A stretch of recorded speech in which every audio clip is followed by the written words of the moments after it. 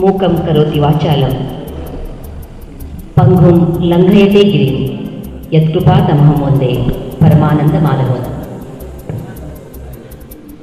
ಸರ್ವಶಕ್ತ ಭಗವಂತನನ್ನು ಸ್ಮರಿಸ್ತಾ ಇಂದಿನ ನಮ್ಮ ವಿಶೇಷ ಶಿಬಿರದ ಸಮಾರೋಪ ಸಮಾರಂಭದಲ್ಲಿ ಆಗಿರುವಂತಹ ಹಿರಿಯರು ನಮ್ಮ ಮಕ್ಕಳಿಗೆ ಮಾರ್ಗದರ್ಶನ ನೀಡಿದಂತಹ ಯಳವತ್ತಿ ಸರ್ ಅವರೇ, ವಸಂತ್ ಸರ್ ಅನ್ನುವಂಥ ಒಂದು ಅನರ್ಘ್ಯ ರತ್ನ ನಮ್ಮ ಮಕ್ಕಳೊಡನೆ ಇದ್ರು ಅನ್ನೋದೇ ನನಗೆ ಬಹಳ ಸಂತೋಷ ಆಯಿತು. ಅವರ ಕೆಲವು ಮಾತುಗಳಲ್ಲಿನೇ ಅವರ ವ್ಯಕ್ತಿತ್ವ ಎಂಥದ್ದು ಅಂತ ನನಗೆ ರೋಮಾಂಚನ ಆಯಿತು. ವಸಂತ್ ಸರ್, ನಾವು ನಿಮಗೆ ತುಂಬ ಆಭಾರಿಯಾಗಿದ್ದೇವೆ. ಹಾಗೂ ಈ ಒಂದು ಶಿಬಿರವನ್ನು ಇಷ್ಟೊಂದು ಯಶಸ್ವಿಯಾಗಿ ನಡೆಸಿದಂಥ ಶಿಬಿರದ ರೂವಾರಿಗಳು, ಅವರನ್ನು ನಾನು ಯಾವತ್ತೂ ಕಡಿಮೆ ಅಂತ ಎಣಿಸೇ ಇಲ್ಲ. ನಾನು ಯಾವಾಗಲೂ ಹೇಳ್ತಾ ಇರ್ತೀನಿ, ನಿಮ್ಮ ಹೆಸರು ಏನು? ಶ್ರೀನಿವಾಸ. 7 ಬೆಟ್ಟಗಳ ಮೇಲೆ ನೆಲೆಸಿರುವಂಥ ಶ್ರೀನಿವಾಸನ ಹೆಸರಿನಲ್ಲಿರುವ ನೀವು, ನಿಮ್ಮಿಂದ ಏನು ಅಸಾಧ್ಯವಾದದ್ದು ಇಲ್ಲವೇ ಇಲ್ಲ ಅಂತ ಹೇಳಿ ನಾನು ಅನೇಕ ಸಂದರ್ಭದಲ್ಲಿ ಅವ್ರಿಗೆ ಹೇಳಿದ್ದೀನಿ. ಒಂದು ಸಾರಿ ಇದನ್ನು ಮಾಡಬೇಕು ಅಂತ ಬಂದರೆ ಮುಗೀತು. ನಾನು ಹಿಂಗೆ ಬೇಡ ಅಂತ ಸಹಿತ ಅವ್ರ ಮನಸ್ಸಿನ ಬಂದಿರ್ತಂದ್ರೆ ಅದು ಹೆಂಗಾರ ಮಾಡಿ ನನಗೆ ಅಲ್ಲಿಗೆ ತಂದು ಹಚ್ತಾರೆ. ಅಷ್ಟೊಂದು ಬದ್ಧತೆ ಇರುವಂಥ ಶ್ರೀನಿವಾಸ್ ಸರ್ ಅವರೇ, ಹಾಗೂ ನನ್ನೆಲ್ಲ ಕೆಲಸ ಕಾರ್ಯಗಳಿಗೆ ನನ್ನ ಬೆನ್ನ ಹಿಂದಿನ ಶಕ್ತಿಯಾಗಿ ಕೆಲಸ ನಿರ್ವಹಿಸ್ತಾ ಇರುವಂಥ ನನ್ನೆಲ್ಲ ಇಲ್ಲಿ ಇರದೇ ಇರುವಂಥ ನಮ್ಮ ಎಲ್ಲ ಉಪನ್ಯಾಸಕರಿರ್ಬೋದು, ಹಾಗೂ ನಾವು ಯಾವುದಕ್ಕೂ ಕಡಿಮೆ ಇಲ್ಲ. ನಾವೇನು ಗೆಸ್ಟ್ ಲೆಕ್ಚರ್ ಆಗಿ ಬಂದರೆ ಎಷ್ಟು ಬೇಕೋ ಅಷ್ಟು ಮಾಡಿ ಹೋಗಲ್ಲ ಮೇಡಮ್, ನಿಮ್ಮ ಜೊತೆಗೆ ಈ ಸಂಸ್ಥೆ ಜೊತೆಗೆ ಯಾವತ್ತೂ ಇದ್ದೀವಿ ಅಂತ ಹೇಳಿ ತಮ್ಮ ಕೆಲಸ ಕಾರ್ಯಗಳ ಮೂಲಕ ತೋರಿಸ್ಕೊಡ್ತಾ ಈ ಒಂದು ಶಿಬಿರ ಇಷ್ಟೊಂದು ಯಶಸ್ವಿ ಆಗೋದಕ್ಕೆ ಕಾರಣೀಕರ್ತರಾಗಿರುವಂತಹ ನಮ್ಮ ಮಂಜುನಾಥ್ ಅಕ್ಸಾಲಿ ಸರ್ ಅವರೇ, ವೆಂಕಟೇಶ್ ಅವರೇ, ವಿಕ್ರಮ್ ಅವರೇ, ಮಂಜುನಾಥ್ ಬಾರ್ಕಿ ಅವರೇ, ಹಾಗೂ ಮಹಾಂತೇಶ್ ಪಾತಕಾನಿ ಸರ್ ಅವರೇ, ಮತ್ತು ಇದೆಲ್ಲ ಕೆಲಸ ಇಷ್ಟು ಸರಳವಾಗಿ ಮುನ್ನುಗ್ಗಿಸ್ಕೊಂಡು ಹೋಗೋದಕ್ಕೆ ಎಲ್ಲ ಕಾಲೇಜಲ್ಲಿ ಕಾಣಿಸ್ತಾ ಇರ್ತಾರೆ.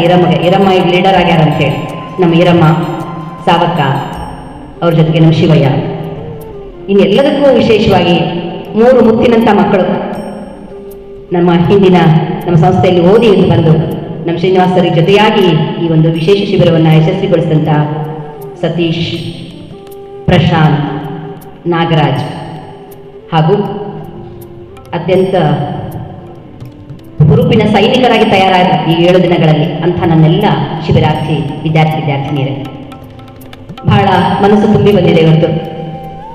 ಎಲ್ಲರೂ ಕೇಳ್ತಿರ್ತಾರೆ, ಅಷ್ಟು ದೊಡ್ಡ ಕಾಲೇಜಲ್ಲಿ ಅಷ್ಟು ದೊಡ್ಡ ಸ್ಟ್ರೆಂಗ್ತು, ಇಷ್ಟೊಂದು ಜನ ವಿದ್ಯಾರ್ಥಿಗಳು, ಇಷ್ಟೊಂದು ಉಪನ್ಯಾಸಕರು ಎಲ್ಲ ಹೆಂಗೆ ಮಾಡ್ತೀರಿ ಅಂತ. ಮೊಟ್ಟ ಮೊದಲು ನಾವು ಹೇಳೋದು, ನಾನು ಅದಕ್ಕೊಬ್ಬ ದೊಡ್ಡ ಅಧಿಕಾರಿ ಅಂತ ನಾನು ಯಾವತ್ತೂ ತಿಳ್ಕೊಂಡಿಲ್ಲ. ನಾನು ಒಬ್ಬಳು ಕೆಲಸಗಾರಳೆಯಲ್ಲಿ ಯಾವುದೇ ಕೆಲಸಗಳಿದ್ರು ಮೊದಲು ನಾನು ಮಾಡೋಕ್ಕಾಗುತ್ತಾ, ನಾ ಮಾಡ್ತೀನ.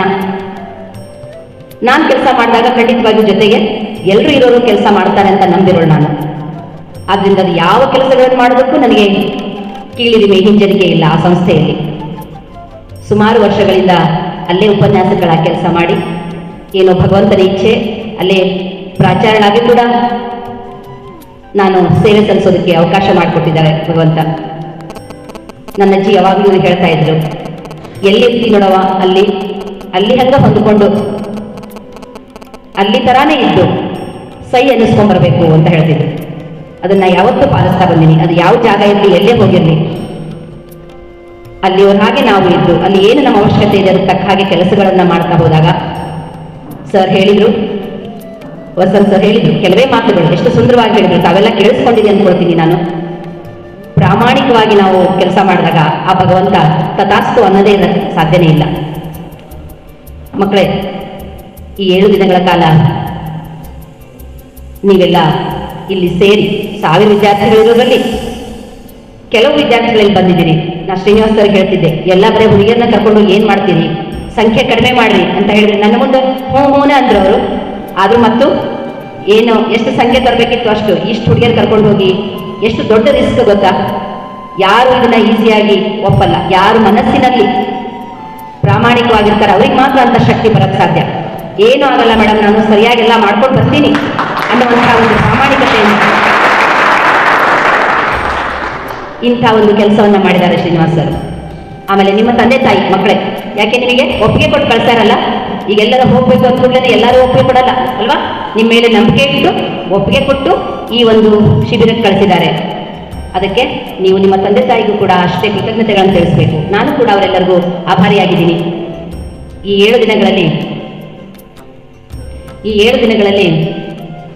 ಹೇಳಿದ್ರು, ಬಹಳಷ್ಟು ಪಡ್ಕೊಂಡಿದ್ದೀರಿ, ಬೇಡವಾಗಿದ್ದನ್ನು ಕಳ್ಕೊಂಡಿದ್ದೀರಿ, ಬೇಕಾಗಿದ್ದನ್ನು ಪಡ್ಕೊಂಡಿದ್ದೀರಿ. ಅದು ಇಲ್ಲಿಗೆ ನಿಲ್ಲಬಾರ್ದು. ನಿಮ್ಮ ಸೇವಾ ಮನೋಭಾವ ಹೀಗೆ ಅದು ನಿಮ್ಮ ಜೀವನ ಪರ್ಯಂತ ಇರಬೇಕು. ಸ್ವಾಮಿ ವಿವೇಕಾನಂದರಿಗೆ, ಅವರು ದೊಡ್ಡ ಯೋಗಿ, ಅವ್ರು ಏನು ಕೇಳ್ತಾರೆ ಶ್ರೀರಾಮಕೃಷ್ಣರವ್ರ ಗುರುಗಳ ಹತ್ರ ಅಂದರೆ, ನಾನು ನಿನಗೇನು ಬೇಕು ಅಂತ ಕೇಳಿದಾಗ ಅವ್ರು ಹೇಳ್ತಾರೆ, ನಾನು ಧ್ಯಾನಕ್ಕೆ ಕೂತ್ರೆ ನನಗೆ ತಿಂಗಳುಗಟ್ಟಲೆ ಎಚ್ಚರ ಆಗಬಾರ್ದು, ಹಾಗೆ ಆಶೀರ್ವಾದ ಮಾಡಿ ನನಗೆ ಅಂತ ಕೇಳ್ತಾರೆ ಗುರುಗಳನ್ನು. ಅವಾಗ ಶ್ರೀರಾಮಕೃಷ್ಣ ಹೇಳ್ತಾರೆ, ಛೇ ಎಂಥ ಸ್ವಾರ್ಥವನ್ನು ಏರ್ಪಡಿಸಿ ಇದನ್ನೆಲ್ಲ ಯಶಸ್ವಿಗೊಳಿಸಿದಂಥ ನಮ್ಮ ಶ್ರೀನಿವಾಸ್ ಸರ್ಗೆ ಮತ್ತೊಮ್ಮೆ ತಾವೆಲ್ಲರೂ ಜೋರಾದ ಚಪ್ಪಾಳೆ ಮೂಲಕ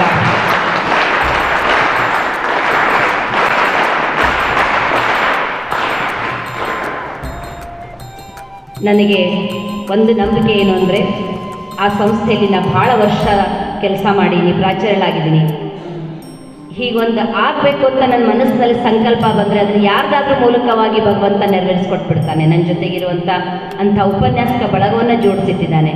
ಎಲ್ಲ ರೀತಿ ಕೆಲಸ ಮಾಡುವಂಥವ್ರು, ಅಂಥ ವಿದ್ಯಾರ್ಥಿಗಳು, ಇದೆಲ್ಲ ಭಗವಂತನ ಕೃಪೆ ಅಂತ ಹೇಳಿ ನಾನು ವಿನೀತಳಾಗಿ ತಿಳಿಸ್ತಾ ಈ ಒಂದು ಕಾರ್ಯಕ್ರಮ ಶೀಘ್ರದಲ್ಲೇ ಸಂಪನ್ನಗೊಳಿಸಿ ಮಕ್ಕಳೆಲ್ಲರನ್ನೂ ಸರಿಯಾದ ಸಮಯಕ್ಕೆ ಅವ್ರಿಗೆಲ್ಲ ತಲುಪೋ ಹಾಗೆ ವ್ಯವಸ್ಥೆಯನ್ನು ಮಾಡಲಿ ಅಂತ ಹೇಳಿ ಮತ್ತೊಮ್ಮೆ ನಾನು ಹೇಳ್ತಾ ತಮ್ಮೆಲ್ಲರಿಗೂ ಧನ್ಯವಾದಗಳನ್ನು ಸಮರ್ಪಿಸಿ ನನ್ನೆರಡು ಮಾತುಗಳನ್ನು ಮುಗಿಸ್ತಾ ಇದ್ದೀನಿ. ನಮಸ್ಕಾರ.